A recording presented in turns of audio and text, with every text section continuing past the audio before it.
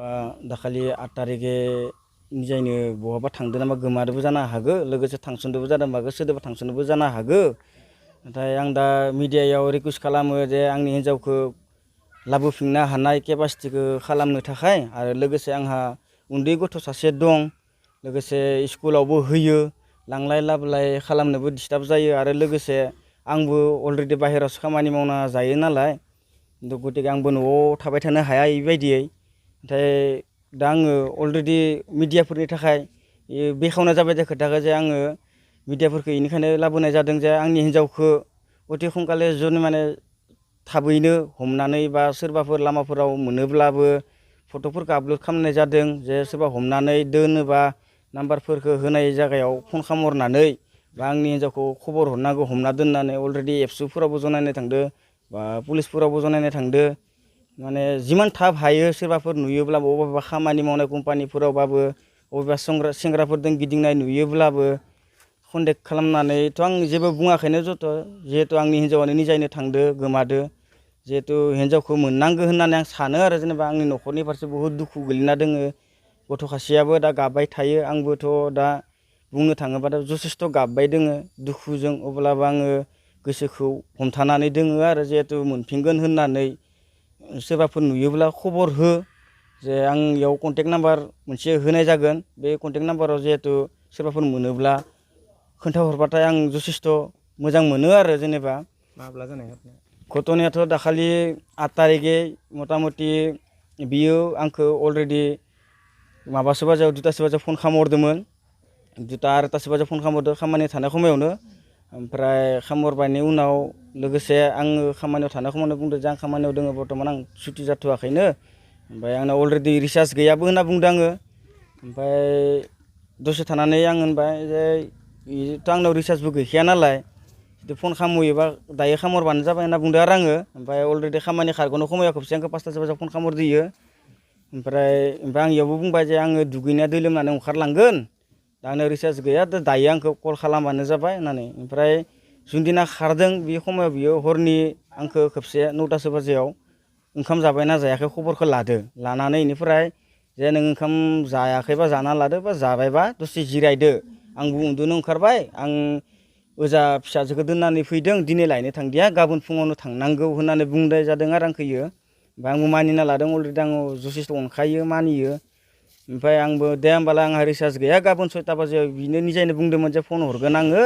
ओमफ्राय अलरेडि आंखौ फन हरदिया ओमफ्राय आङो फुङाव खामानियाव थांनो थाखाय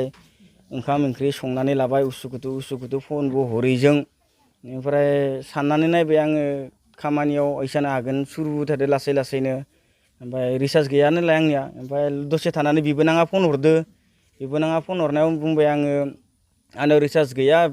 नों खेबसे फन खालामहरबावो होननानै बुंबाय ओमफ्राय बिबोनाङा होनबाय आं 20 बारसो फन खालामबाय थिखाङाखै आरो नेक्स्ट बार खालामनायाव सुइस अफ खालामबाय होनना बुंदो आरो ओमफ्राय आङो दे होमबालाय आं खामानियाव थांला आङो थांगासिनो दङ होननानै बिबोनांखौ बुंनाय जादों ओमफ्राय बिबोनाङा होनदो दे फटाफट गुमै फै नोङो आंबो ओजा थांनि होननानै बुंदो आरो बिबोनाङा ओमफ्राय अलरेडि न'फोरावबो खबर लाहरबाय आङो नोंसोर थांनाय नुदोंना मादोंना मा होननानै सोंहरजोब्बाय आरो ओमफ्राय न'नि मानसिया होनना बुंदों उमुक सिनि बाजियाव ओंखारलांदों ओमफ्राय सोरखौबा बियो बुंदों आरो जेनेबा फादार मुवा खोनानाय मथेबा जे सारियालियाव आंखौ लोगो हमबि 4:30 बाजियाव होननानै बुंनाय जादों ओमफ्राय लोगोसे फादारमोनखौ आं सोंफायबायबो फादारमोन नोंसोरथ' इखिना खोथादो खोनादोंमोनबा मानो एसे हमथादिया होननानै फादारमोना होनदों अलरेडि जायदों इजोंनो फन रायलायबाय थाखायो लोगोफोरजोंबो जों मारै मा कन्टेक्ट खालामनो हानो रावबो कन्टेक्टखौनो खालामनो हाया बिनि फन रायलायनायखौ माने बे सिस्टेमाव रायलायो बियो होनना बुंबाय आरो ओमफ्राय दे होमबा जियानो जाया मानो होनना फादारमोनखौ बुंबाय बुंनानै ओमफ्राय आं फादारखौ बुंबाय आङो होमबा ओजा थांना फैनो र' खेबसे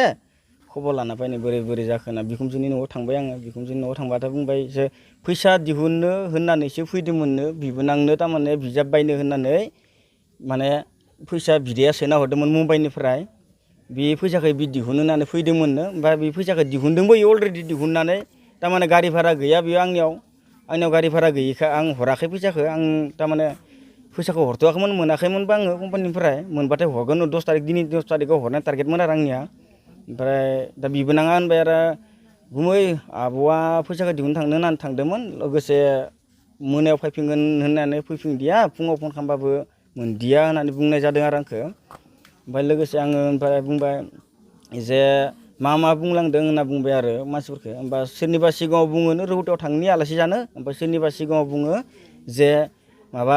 गरेस्वराव बार्थडे दोङो आमाइनि फिसाजोनि ओमफ्राय इसा बुंदों आरो सोरनिबा सिगाङाव ओमफ्राय अलरेडि सुइजार गांनै बायना लाखादो बियो ओमफ्राय सुइजारखौ बायना लानायाव सोरबा सोंनायाव बुंदों इमान गिदिर गिदिर सुइजार मानि थाखाय बायदो नोङो होनना बुंदों आरो कुर्ता मानो बायदो होनना बुंनायाव ओमफ्राय इसोरो माने खानै दोङो खासेनि लांबालाय बोरैथो जानो खानैनिबो एखे समानखौनो लांनांगोन होननानै माने गांनै बायना लानाय जादों आरो बियो ओमफ्राय बे गांनैखौ बायना लानानै बियो लोगोआव लांफादों माने अलरेडि बियो खामानि मावनायफोराव हयथ'बा गाननो थाखाय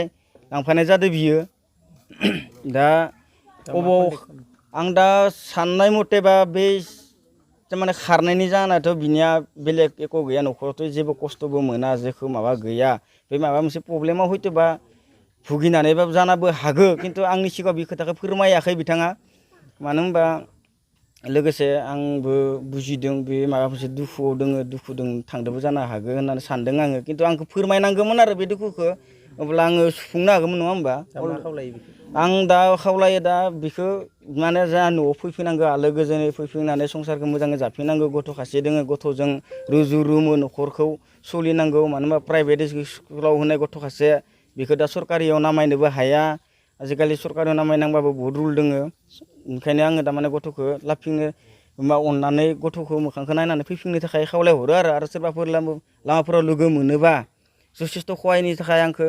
सहाय खालामनायनि थाखाय आं खावलायहरो आरो जेनेबा गासैखौबो आंनि बिहामजो गोदोरा बिनो न' गाजेननाय आं बिहामजो मारै थांखो मारै न'निफ्राय बाहेर जानांखो पात्ताखौनो मोनदिया आंनि सिगाङाव आयै आं थांसै हाबा जानो थांसै हाबा जानो थांनि आङो सानथामसो थागोन आं होननानै आफाया बुंलांदों आंनि सिगाङाव आयै आं थांसै हाबा जानो थांसै होनना बुंदों आं हाबा जानो थांदों नंबाय थादो गथ' खासेखौबो जा बियान लानाव दोनहैदो बियान लानाव दोनहैबा आङो बुंबाय मा आफिखौ हाबा जानो थांदों नंबाय थादो नंबाय थाबाथाय आं फैफिनगोनसो नंबाय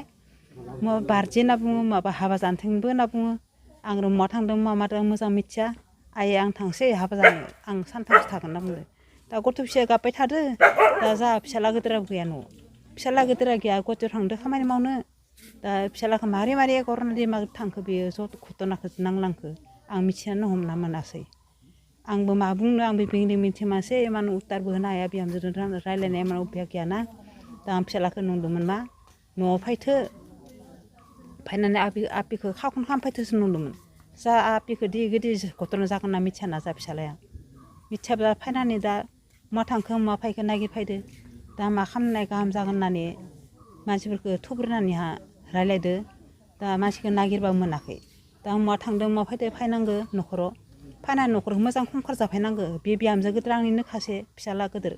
खानै फिसाला दोङो दा उदै खासे बिहामजो उदै दोङो आरो बे बिहामजो गोदोर दोङो दा आं आफि फिसा खासे दोङो बिमाखौ गारनो हादेरनाय जायाखै दा खिना लाबाबो खिथु सुना लानो रोङा आंहा सुना लायो बिसनाफोराव आंथ' बुरि मानसि दा सुबाय थानो हाया दा गथ' खासे इमान खस्थ' खालामनांगोन दा आं गथ' खासे इमान फिसिनांगोन दा बिफायाबोथ' फुरथि खालामबाय थाया बिफाया हाजिरा खामला मावबाय थानाय मानसि थाखा फैसा गरसेखौथ' गनथोर लाबोनांगोन बे गथ' खासेनो गाननो जोमनो कारने खरस खालामनो जानो कारने आं दा मा बुंबावनो आंबो एख' बुंनाय अभ्यास गैया आं इसिनिखौनो बुंनानै दोननाय जाबाय फिसाफोर